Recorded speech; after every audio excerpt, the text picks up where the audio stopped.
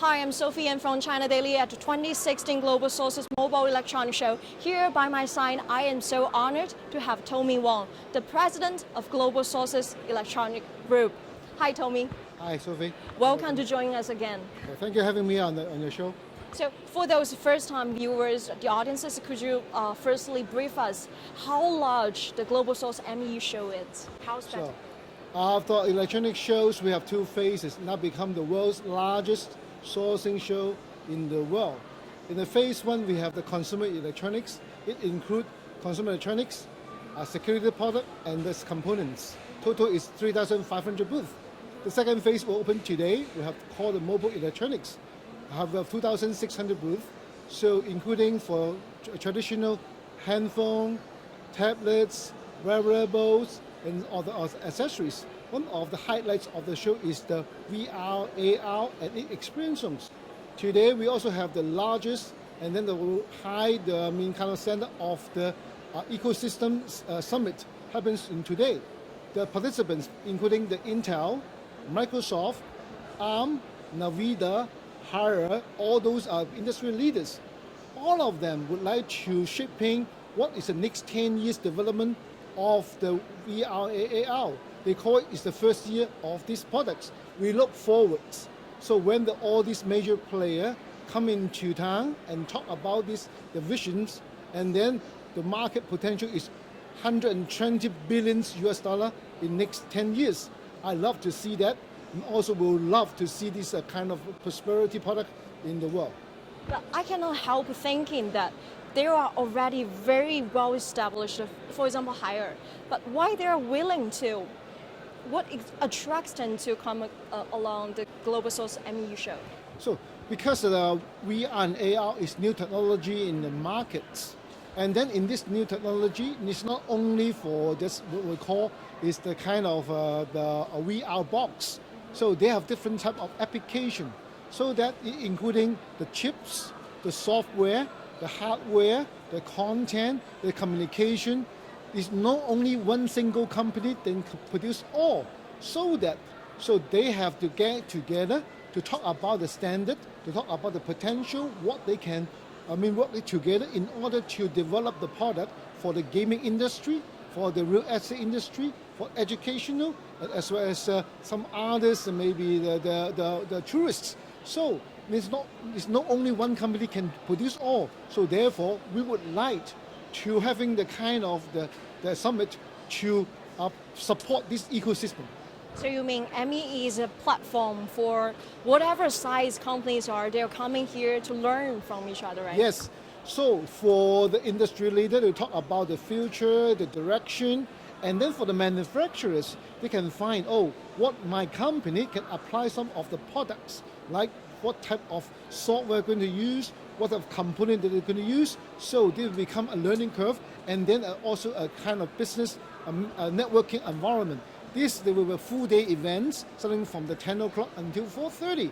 And after the event, we have a networking cocktail session. So the industry leader and then some major player, they can communicate and then to find their own way, even the business opportunity. So you mean the show is not the only thing you have done for buyers, suppliers, right? Exactly. So for the show itself is for the buyer meet with the supplier in the OEM, ODM, and OBM environment. But the manufacturer also would like to learn what is the new technology they're going to apply for the product and then meet the buyer's demand. So for the manufacturer, they need to keep on learning the new industry, need to learn new technology so that they can stay ahead of the competition. Okay, so you have mentioned VR, AR, MR ecosystem, the trend. So besides the VR trend, are there any other emerging trends that manufacturers can ride on and can commercialize the trend? So this time we also introduced IoT related section or products we call smart living. Okay, so we also perceive by the 2020, so there will be 120 billions of market for we call smart living, including some type of product like for security, like for the energy management, like for example the entertainment, and even the household appliances when you go into the kitchen. So everything becomes smart. but there is many challenges ahead of us. Yes. So the smart living pavilion. Yes. This is the reason behind the pavilion.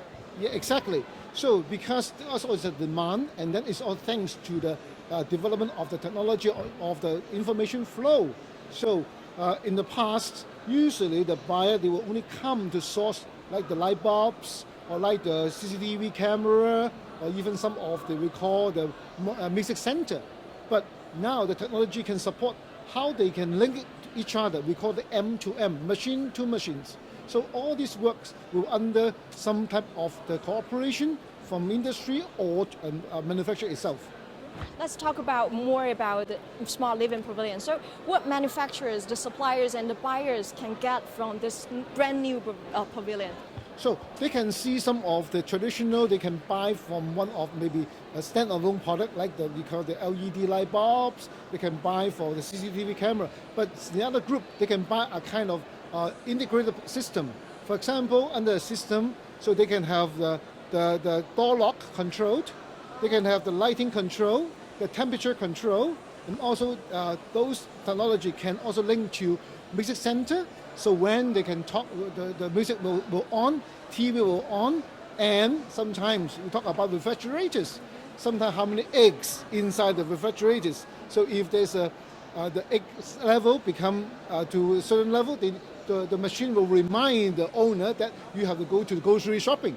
So that is all under one roof. In the past, we don't have any type of device to control them. Now the mobile phone or smartphone or the tablets can be the device to control all these type of kind of equipment. So you mean the smart living pavilion not only shows the products but technology behind them?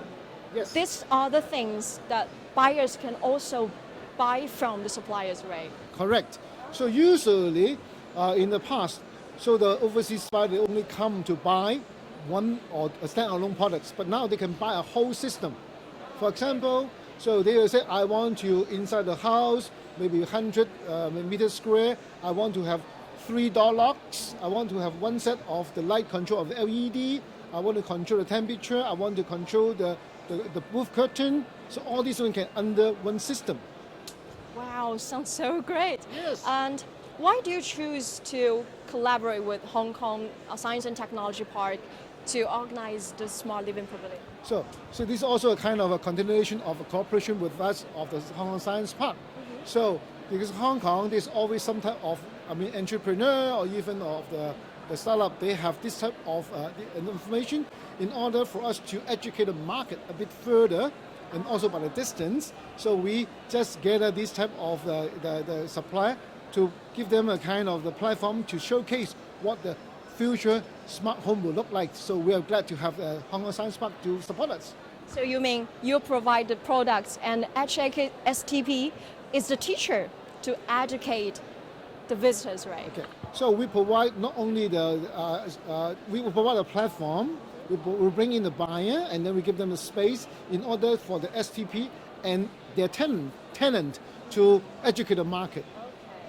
Yes. So this is a win-win method. Exactly. So in fact, so if we would like to showcase the product itself, we need the content.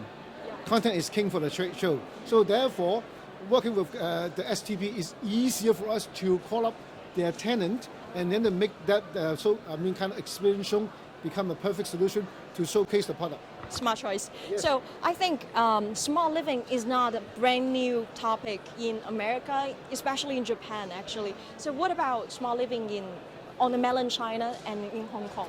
So I think it's a growing kind of demand on all this. So basically for the international, they will buy a standalone product or solution. Sometimes we can open up a new opportunity for the property developer and for the design house, as well as for those telecom operator, because they can also provide a solution for the newly built home. So therefore, I think we can open up new opportunity for those manufacturer or supply for smart home industries.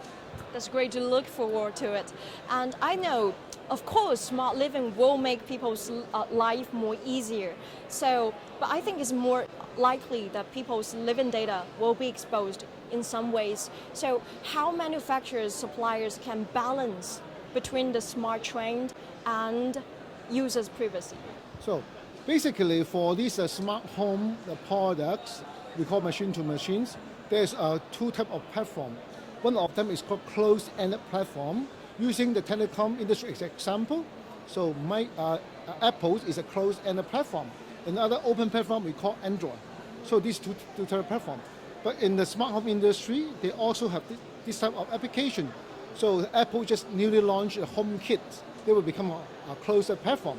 On the other hand, so there is a different type of product and a different type of protocol. We call it just like using some naming, Zipwave, Zigbee, Bluetooth, and Wi-Fi. They can also communicate between products. So for the open-ended product, there might be a potential information leak. But however, I think those solution providers, they have been in a good talk in order how to, fill the linkage, fill the the block in order to avoid this information leak. I think privacy is very important subject. So the industry player has now find a way to solve this problem. It's their duty to do that, right? Exactly. So otherwise, if they do not find a way, so the product cannot be sold in a good way. So actually the same type question. We all, even though we will not talk it publicly, but we all know that censorship in China is a kind of problem for manufacturers of mobile gadgets, has already put a cap on the development on them. So how the manufacturers of mobile gadgets can handle that? So I think it's a good question. So because in the past, China manufacturer or enterprise, they love to receive information. But however, information is some type of the evil delicate. So some people can use it in a good way, then become how to have the company grow in a big way. On the other hand, if someone use it, manipulate the information in a bad way, it will become a disaster. I think it will be good for the government to give us some guidance how to make use information in a good way in order to let the enterprise to use the information and grow the business to showcase the strength and then avoid some bad user and use the information. So it's the government's choice to use the double-edged sword, right? Exactly. So I think the government to give us a good guidance on how to guide that the industry information flow, that would be a good solution for the industry itself. Okay, let's come back a little bit to the MEU show. So what's your development plan of the next year's MEU show? So I think we can still observing the industry of developments. So now we are already planned for 2017, and then we are planning another wave. So when the 5G will come. So the 5G, the technology already there, but however, I learned that the industry player for the 4G haven't been capitalized the return yet, that there will be a gap. So therefore, for us, so for the traditional product like the smartphone or the tablets, we continue to let it go, we keep on grow. And the other one is now we find the AR, VR to become the one of the product to fill the gap between the next 2 years, and then observing when the 5G will come into place. I think there will be a next big wave for the application, particularly for IoT industries. As a foresighter, can you enlighten us when the 5G, the era of 5G comes, what will cast influence on people's daily life? So I think the 5G will start, the first mover will be 2018, 2019, and then will heavily used by that advanced country will be 2020. So by then, so the information we will gather will be much faster. Someone will say 100 times faster than now. So it means that the information flow, you get the information from the image, from sound, from a video, from the the games will be much faster. Means everybody get the information much faster. Now then, we will nurture, or the prosperity will be even greater by now. Thank you. That's great. Looking forward to. Thank you. Thank you so much, Tommy. Thank you. We have more shows